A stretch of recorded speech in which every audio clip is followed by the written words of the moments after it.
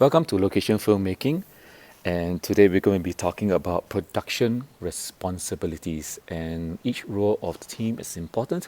So let's get down to what roles that you guys have to do in order to form a good production team. We're talking about responsibilities for the director, assistant director, producer, sound, cameraman, so on and so forth. We will also be talking about how later on to build a proper scene in terms of what are the shots that you have to take to combine them so that you have a good scene. So let's first talk about responsibilities within a production team. Each and every one of you will be broken up into groups of 5 or 6, depending on the group size, and each of every one of you will later on specialize in one role. So let's look at the roles. First up, let's look at what a director of a team really does. The director is basically the person who is in charge of the full production. He or she is the person that makes the final decisions. So, for example, if the person walk in the door, you want the camera to pan from left to right, the director makes the decision and then tells the cinematographer what to do. This person must be well versed in all the technical aspects of film production. He or she must know sound, editing, lights, etc., so that the person can make decisions on the principles of filmmaking. And the person also must be calm, cool, and collected, and responsible, and very active and proactive, in fact, to become a leader for the whole crew and the cast that is on your production itself. Now, the role of assistant director is someone that assists the director. This person handles discipline in the group. He or she is the one that makes sure that everyone comes on time, write in the reports, call sheets, etc., etc. Handles all the extras. If you're going to have a very heavy party scene, that person directs the people behind. This person keeps track of the time of production. If your time has overrun, this person is the one that actually tells people to move forward or slow down. This person basically is a disciplinarian on set. Now, your director of the group responsibility is also to handle the emotional impact of the film. Basically, the director must know what the scene is. If the scene is a romantic comedy, that person must direct the actors in that tone. This person must be responsible to make sure that all the elements of the movie are consistent and appropriate. For example, if the scene is a comedy, you can't direct it as though that the actors give it to be a horror film. Okay, so that does not work. The director must know how to give instructions to the actors to do. This person must also become a psychologist. That's pretty funny because the director will be on stress most of the time, but he or she must also take care of the rest of the team to make sure that their stress level are easily managed, because you have to juggle perhaps maybe the actors that's very egoistical, or maybe a member of your team that's not performing well. You have to be the role model to do so. Unless, of course, you are the one that's giving problem, then the rest of your team will kick you out. Okay? Also, the role of director is also someone that's very important to develop the script from beginning to end. Now, I want to stress that the director is not the one that's responsible for the script. The script writer in your team, he or she is the one that's responsible. The director just becomes involved, but the director actually does not have the final say in the story. I just want to make this very, very clear, okay? Next, member of your team. That includes people who are in front of the camera doing the roles that you created, namely the actors. Acting is basically people that comes there and pretend to be the people that you wrote the film for. They could be thieves, they could be romantic people, they could be superheroes. It all doesn't matter. So these actors are the ones that playing the main characters. Bit players are small little people that come into the scene. They may have a few lines. For example, a waiter that comes in to the scene and says, "May I have your order, ma'am?" That sort of stuff. These are bit players. Extras are people who are just behind the scenes, walking up and down, doing nothing. They just fill the bodies to make the scene look good. If you're going to shoot a party scene, you cannot have a party scene with two people. So you need to have a party with maybe 20 people having a party behind. So these are extras. Stand-ins are people who help you frame your shot before you actually shoot. Now, in Hollywood productions, they have stand-ins so that the actors don't have to stand there under the lights to be adjusted. Stand-in will just stand there, and the camera will do a rehearsal, the lights will do a rehearsal. Then when they're ready, then they call the actors to come in. For you guys, because you have a small crew, chances are that you may have your real actors standing in. It all depends on how you work. Next, in your team, you have someone that is called a producer. Producer is very important because this person is the one that handles all the logistics for you.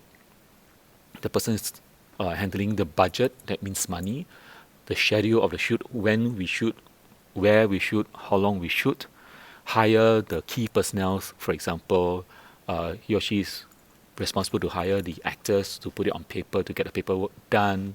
This person can also be creatively involved in part of the team to give suggestions for you guys. But the producer has a very tough job because this person must go and get all the permits for the places that you're going to be shooting in, so on and so forth. The person must handle all the angry people that is going to be shouting at this person. So this person needs to be very cool, calm, and very collected. You may have a line producer on set, but chances are no, because you're not a big Hollywood production company. But primarily, a line producer is a representative for the producer, and this person is always on the set. The real producer of the film don't normally go to the set. He or she is normally in the office. But because you guys are doing a small team, chances are, there will be no line producer. Your actual producer will also take on the role as a line producer. Production manager is someone that deals with all the legalities, the legal stuff for your film. And you already should have an office somewhere in Hollywood. But because you guys don't have an office, your producer will be also the production manager, because this person will deal with all the functions of everything that you do every day on set, your shooting budget, your production report, your purchases for your food, your props. Your production manager is the one that actually supervises the budget for that. Next, we're going to talk about script supervisor. Very important person also in a team, because if your story goes off somewhere in the middle, your script supervisor must be the person that says, wait a minute, you cannot add this, or wait a minute, how come you did not shoot this part? Because this person keeps track of all the things that's being filmed. And if you deviate, that means you go off the track. The person must quickly tell the director, hey, wait a minute, you didn't shoot this part, you go back and shoot this part. Because if you don't shoot that part, you're going to have a lot of problems with continuity, because this person is in charge of continuity. If you have the missing shots, the editor cannot have the shots to cut your film. Okay, so normally the script supervisor technically is also the editor of the film. Okay. Next, we talk about camera. Okay, or all the people that supporting camera. Camera is also important. Without the camera, you can't shoot your film, right? So you have a cinematographer, someone that's responsible for the image of the film. He or she is responsible to give the film the mood. In Hollywood, the cinematographer is the one that's responsible to set up the lights, not physically, but tell the person that's doing the light how bright or how dark he or she wants it to be. He's the one that goes around with a light meter that measures the intensity of the light and tells the person to actually cut down or shift the light left or right. Then later he will tell the camera operator what aperture, what shutter speed to do for the scene. Okay, because the cinematographer is not the operator. Cinematographer is the scientist that goes behind the scene, that tells how the scene should be shot, how the look should be there, so the camera operator can actually get that look. You will have a camera assistant, the person that goes in front of the camera that does the slate. This person is the one that writes down the shot and take number to do the logging, because then you know whether that's a good take or a bad take. and the person is also responsible for taking care of the camera and maintaining it during the shoot. So for you guys, a small crew, chances are that the cinematographer and the camera operator are the same person. Okay, so the person that's doing cinematography must handle these two roles. The camera assistant, the person that does slating or logging, most probably will have to be your assistant director or someone else that is free, hands free, that to do this slating and logging for you. Next, we're going to talk about grips and gaffers. These are the people that help to carry your equipment, support you in your electricals. They are very important because a gaffer is someone that's in charge of all the lighting department. He or she is in charge of all the lights that you need, the gels that you need, the diffuser that you need, and he will be working very closely with the electrician. The electrician is someone that sets up all the lights, plug in all the lights, make sure that each part that is plugged in does not explode due to overplugging in. All right, so this person must really be very careful with the number of plugs that you put into one socket. In a professional team, you have a key grip. A key grip is someone that's in charge of all the grip equipment. So a grip equipment is things like diffuser stand, you have your silks, you have your flags, you have your C stands. These are all the other equipments that you don't see inside your camera viewfinder, but you see outside. It's offside. So these are the stuff, the heavy equipment that you're in charge of. Now, for a small team like you guys, you may not be able to handle this. So one of my advice is to go and get help from the next following semester or the semester before that, or some of the year twos who have experience to come down and help you to become some of these positions yourself. Next, we're going to be talking about sound. Sound is a very key ingredient to make your film. Okay, without sound, we can't hear anything. So, sound includes a sound recorder, someone that actually maintains the clarity of the sound so that your sound don't peak. Make sure the levels are consistent. A boom operator, someone that holds the boom pole with the mic so that we can hear your actors talking. A sound assistant, someone that helps to set up the sound equipment like the mixer, the boom, the mics, the cables, everything. Someone that just assisting, taking care of the sound equipment. But due to your small size in your group, the person that is doing sound is responsible for all this stuff. Okay? Other supporters for your production include or may include production designer, art director, someone that actually dress up the set. So, for example, if you enter a room and you're shooting a girl bedroom and she is 16, you don't go and pick a room of a teenager that supports Star Wars, right? So you have to try dress it up based on the character. You may have a makeup artist if you're doing a monster film or you're doing a scary film. You will need someone to do those makeup and hairstylists. In a professional set, they have a caterer, someone that actually support food catering to feed the crew and actors. You may have a driver to ferry people around from location to location. So these are some of the big roles that people play in a big production. Unfortunately for you guys, you may need to get some help in these areas. Okay. So things to note when you're going to do your production, how to set up. Make sure that your camera and sound crew do checking regularly. Make sure everything works regularly. Your makeup artist, hairstylist, wardrobe, all these things must come early and get ready before your actors arrive. Do not let your actors wait for you guys. Director must always be there first to do the blocking. Okay, the blocking refers to where your actors walk from where to where and where they stop and what they say and what they do. So these are blockings, which we will cover further later on in the directing slides and lessons. Make sure that your light and technical setup begin way before your actors come in, and only when your actors are ready that you can do a rehearsal and do your camera blocking and your light and then run through the lines. It's always very, very important that you actually do this before you actually do a take, because if not, then every time you do a take, your actors get tired, you start to make more mistakes. Okay? So this is the standard protocol before you shoot. Your actors are ready, lights are ready, camera ready. The assistant director will yell, "All right, everyone, stand by." Then everyone repeat, "Standing by." Then the assistant director will call, "Camera ready?" Then the person that is doing the camera says ready. Then assistant director call sound ready. The person that's doing the boom mic recording the sound check everything and reply ready. Then the assistant camera will call roll camera, and the person that is doing the camera press the record button and then yells rolling.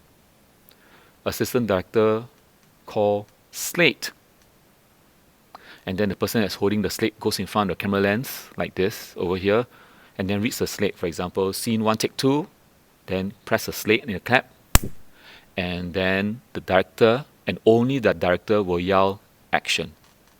Then your actors will act the scene, and once that's finished, only the director will yell cut. So this is a standard protocol for you when you guys are on set. Next, striking. Striking refers to tearing down and clearing up. Okay, so when someone says, okay, we are finished with this scene, strike down. So we strike down the equipment and leave the location the same condition as you found it. And even if it's better, clean it up more. So let's look at building a scene. Okay, and I want you to take a look at this particular scene from the movie The Untouchables. Hey, nice house. I said, nice house. You live there? Little girl's having a birthday, huh? Yes. Nice to have a family. Yes, it is. Man should take care. See that nothing happens to you.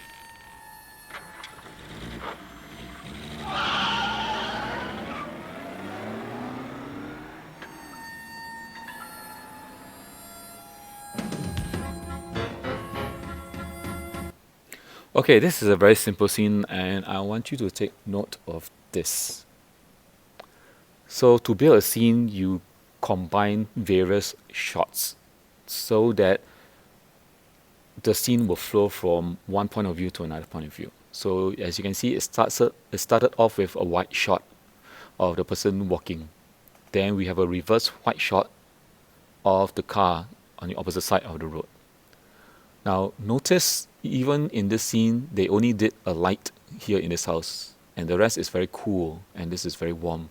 So our eyes are automatically drawn here.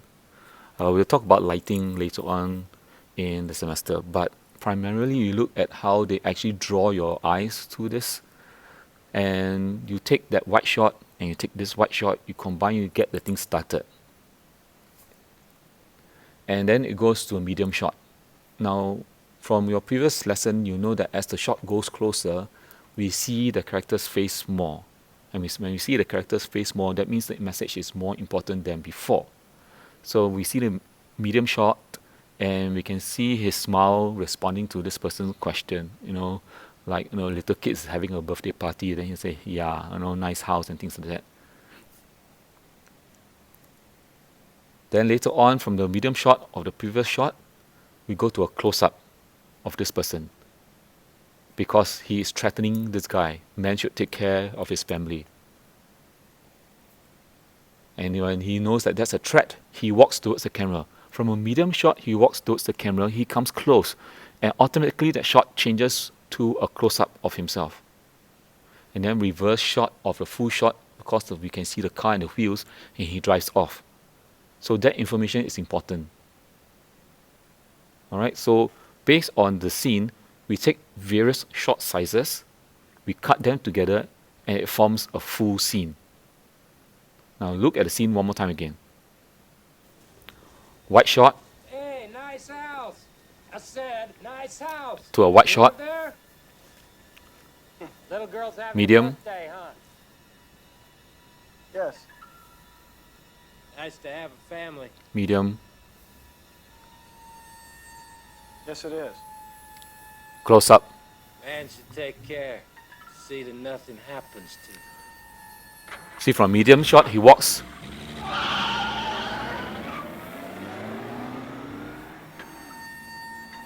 And then we reverse back to the medium close-up.